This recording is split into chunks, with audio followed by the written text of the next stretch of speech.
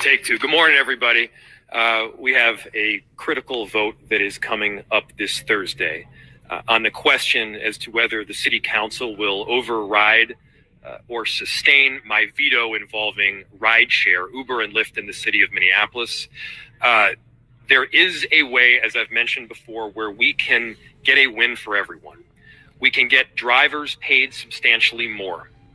We can keep this important service that is Uber and Lyft in our city, and we can make sure that all the people that rely on this important service continue to get it. Whether you're a person that doesn't own a car, you're a tourist at the airport, or an individual who's disabled that just needs to get from point A to point B with as much convenience as possible.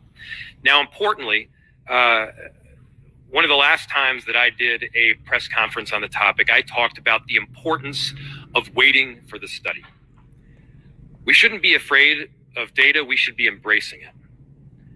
We shouldn't be ignoring studies that come out. We should be utilizing them and creating the best possible policy. Specifically, the Department of Labor came out with a study involving 18 million rides that were analyzed. And they brought forward a series of figures that would allow both drivers to make a minimum wage, to make the minimum wage with expenses and benefits, and keep rideshare in the city at the same time. I wanted to stop this right here. So what he's saying there almost sounds like California Prop 22, where basically you're making a minimum of 120% of minimum wage. 120% of minimum wage right now, with it at $16 an hour, is about $19.50 an hour. We should not be making $19.50 an hour average with operating expense, because then with operating expense, you're back down to under minimum wage. So it sounds like, honestly, I think this guy's bought off by Uber. He's never vetoed anything in his entire life. Then he vetoed the first one. And, you know, Uber and Lyft are in his pocket. That's what I think. All right, I'm going to continue it. What was shown by that study is that the proposal that the council made was dramatically off. The proposal that the council put forward was wrong. Their stated position was that this was the way to get drivers to a minimum wage. In fact, there is a substantially lower rate that will both get drivers a minimum wage and will have expenses covered. And I want to reference the state study in doing. So I want to stop right there again.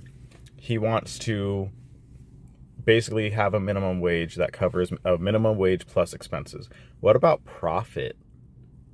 That's the one thing I haven't heard so far. Drivers need profit. We can't just be operating just to cover our expenses and that's it. We need real life profit. These companies, Uber and Lyft, are billion-dollar companies. They have profit. Most drivers that operate under them or with them, because we're supposed to be independent contractors, don't truly have profit. All the drivers are at a loss. All right, I'm going to continue it. In doing so, the state study found that 89 cents a mile and 49 cents per minute would both allow drivers to make the minimum wage and also important expenses, including vehicle expenses, cell phone, car cleaning, vehicle registration, and I believe several others as well. That's just to make the baseline expenses. Now, if you wanted to get additional benefits, things like earn sick and safe, retirement, unemployment insurance, health insurance, you could get the full Cadillac version, and that's $1.20 and 49 cents, which is also and still substantially below the policy that the council put out.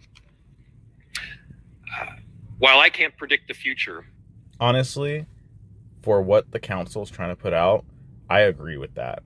This guy's trying to reduce it, most likely because he's being bought off.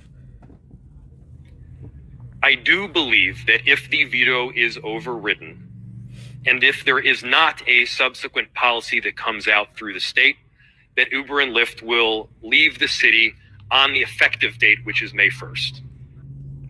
Uber and Lyft are not going to pull out. You know, they lie through their teeth. They cry wolf. They've already done this in Washington State. Oh, if you do this, we're going to pull out, blah, blah, blah, blah. And know what? Drivers are getting paid what they're supposed to get paid, or actually more of what they're supposed to get paid in this industry. They're happy now compared to how it was before. And Uber and Lyft never pulled out. People that rely on this important service continue to get it. Whether you're a person that doesn't own a car, you're a tourist at the airport, or an individual who's disabled that just needs to get from point A to point B with as much convenience as possible. Now, importantly...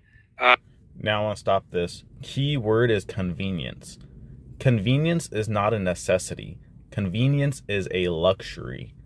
People need to pay fair money for a luxury. Like coffee. Coffee's a luxury. If you want to buy Starbucks coffee at $6 or go buy Dutch Brothers at $6 to $8 for a coffee, that's a luxury and people pay it.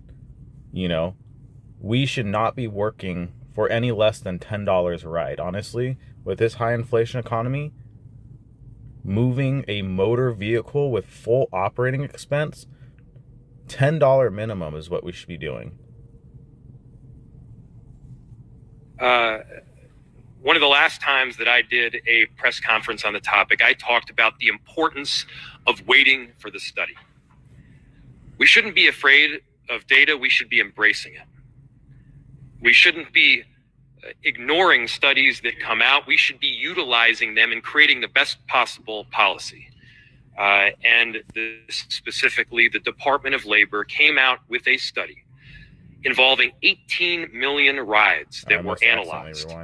And they brought forward a series of figures that would allow both drivers to make a minimum wage, to make the minimum wage with expenses and benefits, and keep rideshare in the city at the same time. What was shown by that study is that the proposal that the council made was dramatically off. The proposal that the council put forward was wrong. I don't think it was wrong. Their stated position was that this was the way to get drivers to a minimum wage. You know, I wish they would actually compare this to the city or county taxi rates over there. I bet the taxi rates are way more than like $1.40 a mile. You know, in Rivers or in San Bernardino County, it's $2.50 a mile and like $40 an hour in wait time / traffic delay. That's what the drivers should be getting. All drivers should be getting paid county taxi rates. That is the normalcy. Uber and Lyft have undercut the industry so much that people aren't used to those rates anymore. And now when they like raise it up a little bit, they're like, oh my God, Uber is so expensive. Uber's not expensive. Well, I may be on the back end because they're charging more and giving the drivers less. But I mean, like, we should be getting paid a fair pay. Honestly, $1.50 is not enough. We should be getting paid $2.50 or over there. They should be getting paid $2.50 a mile, in my opinion. We're basically a taxi service. We need to be regulated for the taxi regulations that are already in place. In fact, there is a substantially lower rate that will both get drivers a minimum wage and will have expenses covered. And I want to reference the state study in doing so. The state study found that 89 cents a mile and 49 cents per minute would both allow drivers to make the minimum wage and also important expenses, including vehicle expenses, cell phone, car cleaning, vehicle registration, and I believe several others as well. That's just to make the baseline expenses. Now, if you wanted to get additional benefits, things like earn sick and safe, retirement, unemployment insurance, health insurance, talked about profit. You could get the full Cadillac version, and that's $1.20 and 49 cents, which is also and still substantially below the policy that the council put out. $1.20 is not enough. While I can't predict the future, I do believe that if the veto is overridden, and if there is not a subsequent policy that comes out through the state, that Uber and Lyft will leave the city on the effective date, which is May 1st. They're not going to leave. They're full of that it. has mass repercussions for people, not just in Minneapolis, but in the entire region. We can't be operating just in a sphere of politics here. We got to be doing what is right for people in our city. And what is right for people in our city is to get drivers paid more, in this case, paid substantially more, and keep this important service in the city. Now, we do have some additional information as to what has happened in other cities as well, even when Uber and Lyft does not move out. I have talked with the Department of Labor, and there are a couple things that often happen. One, and this is always the case, supply and demand does have an impact, and there is a lesser demand as the price increases for any given service. That's always the case. But secondly, as you increase the rate that drivers are able to be paid, more drivers want to be paid that amount. And so more drivers will then enter the platform, diminishing the amount of money that each individual driver will be able to make. Those things have been found in other cities, and so we need to strike the right balance. There is a balance here where we can get drivers paid a rate that is substantially higher. I want to sign that ordinance. And we need to keep ride sharing in our city at the same time. It's not even ride share. And so the ask here is I hate twofold. that term. The ask is one, do not override the present veto. We're going to It will override have the veto. serious repercussions It's for not the gonna city have of serious Minneapolis. I repercussions want to for go many on the like record Washington telling State. you that right now. We need to be adults about this. We need to be operating in reality. And the reality Gotta be is adults that about the this. council You probably ordinance they put are forward getting paid was off by Uber. dramatically off. You don't care The second about your thing people. is we need to pass an ordinance that actually increases the rates for drivers at the right level, at a balanced level, that makes sure that their total take home is improved and make sure that people who need ride service in the city are able to get it. Like I said, it's a luxury. So those are the two asks right now. I'm hopeful that we've got a route to get to exactly that. And I'm happy to answer any questions that you might have. I met with a number of rideshare drivers over the weekend, including MOLDA members as well as MRDA. And both were hoping to strike a balance. They were not in support of the council's ordinance, and they wanted to see an ordinance that would actually allow them to get paid more while keeping the jobs in this city. And so with that, I'll open it to questions that you might have. Are you saying you have MOLDA members? MOLDA members testified, I believe, at the public hearing in favor of the ordinance. Are you saying that they've switched now? I can't speak for every one of them, but that was my understanding in the meeting that we had. Is it MOLDA members, as in MOLDA with like members with the lowercase m, or members with, because they're two different? Yes, MOLDA members and MOLDA are different entities, is my understanding. You said $1 last week, $1.20 to keep the companies in town. Is that still your position? Is that you are looking for a compromise on a rate at $1.20 a mile? So I support what the state data says, period. The state data gives a range through which you could get anything from simply a minimum wage with expenses all the way up to long-term benefits like retirement, health insurance, and unemployment insurance. I would support what the state report says, which I think really calls the question is if we care about data, let's follow it. The city staff, when they provided a report, they were simply doing what was asked of them by the city council. That was not a full-blown report. It did not analyze a single drive. Data from. They didn't Is talk it to directly Uber or from Lyft. Uber, for They example? didn't get any additional Where data Uber or could information cook the on numbers? that front. They weren't asked to. The city staff did exactly what they were asked to do, and then have since been Because the data that I collect shows 20 there have been and under conclusions that have been on drawn average from that data by members of the city council that are simply not for true. independent contractors. And that's with played out. full We've seen that in real operating time through the costs. report that's come out by the state. And by the way, you don't need to take my word for this. Read the state report. The state report gives a full analysis on all of this. So this is not something that you just quote the mayor, quote the city council.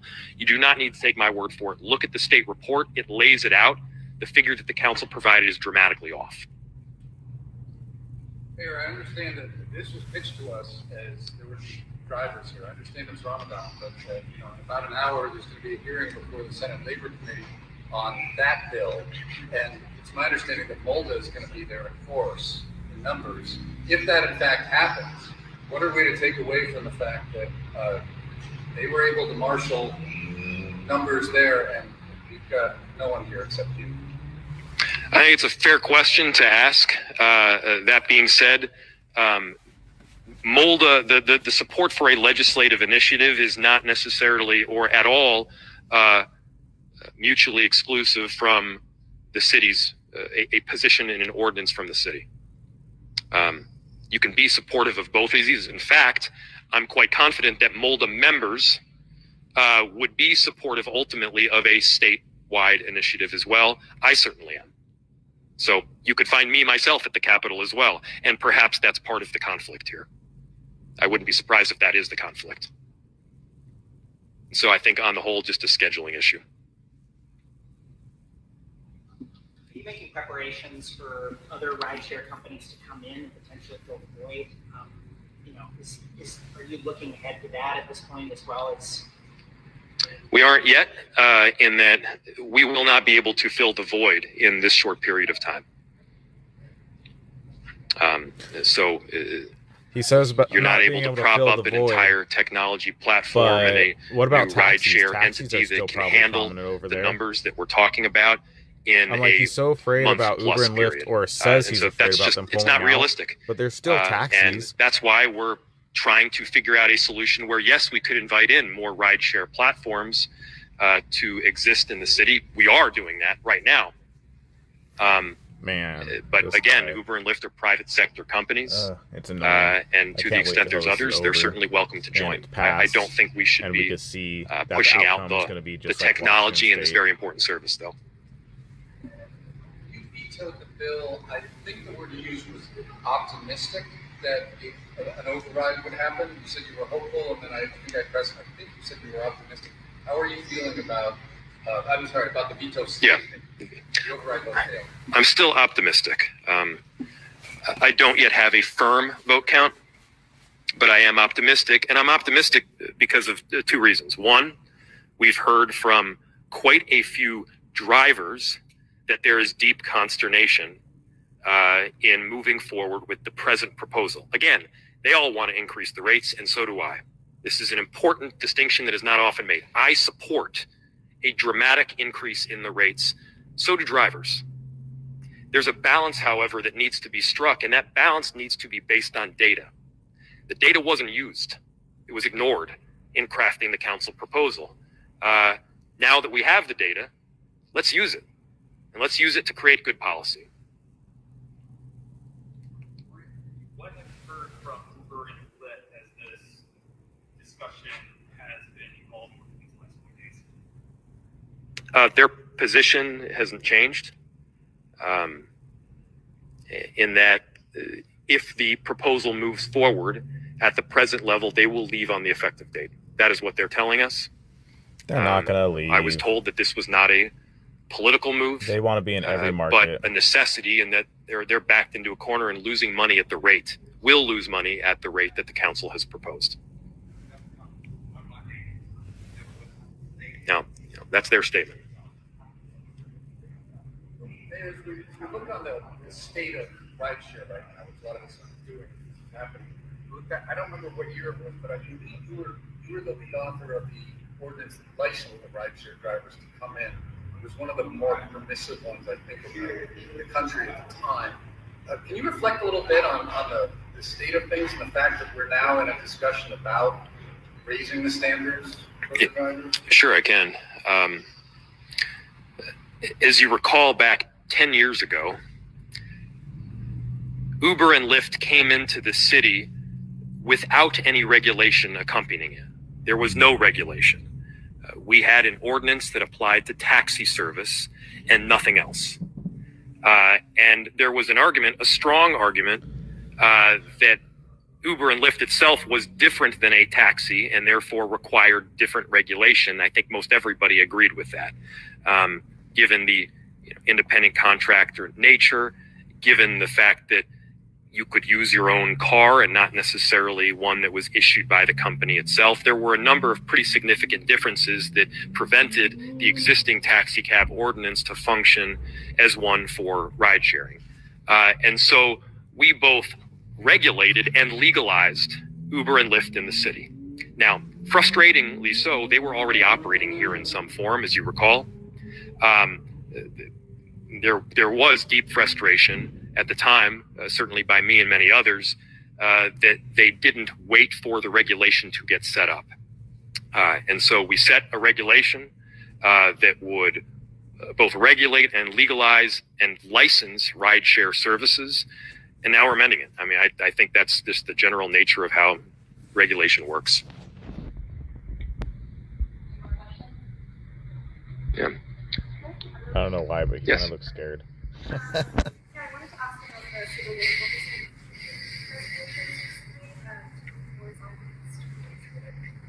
what's your reaction? He looks like a guy that has a gun pointed to his head. To comply with the No, I don't think that alone complicates our ability to comply. We are moving forward expeditiously in hiring a new civil rights director. And we're also working very hard to eliminate the backlog of cases or a backlog of complaints that are presently issued. And so we're working towards that right now. What do you make of their specific, the issues that those part of the police They were citing personnel information that they don't have. Thank you. Sorry. Yeah. And then finally to Dave's question, I do think that that's a good chance. We're still looking into it, but they could very well be. It's the conflict between the state's work and ours, and couldn't do two things at once. We're looking into it though. Thanks. That was awkward, the way he just kind of like left. Alright guys, I hope you like the footage. You guys have a great day, and I'm signing off. Oh yeah, and don't forget to smash that like button, share, and comment below, guys.